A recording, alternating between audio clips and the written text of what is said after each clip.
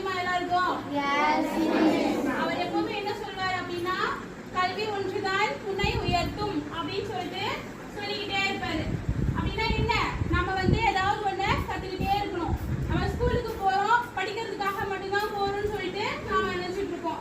அப்படி கிடையாது. கல்வி அப்படின்னா நாம எப்பயுமே ஏதாவது ஒண்ணு கத்துக்கிட்டே இருக்கணும்.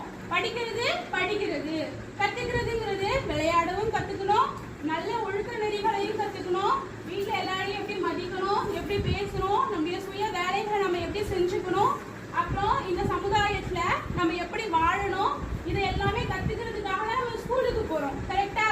Tamil, English, maths, science, social சயின்ஸ்ன்ற புக்கை நம்ம வீட்டுல உட்காந்து படிச்சு முடிச்சிடலாம். அது ரொம்ப பெரிய புக்ஸ் எல்லாம் கிடையாது.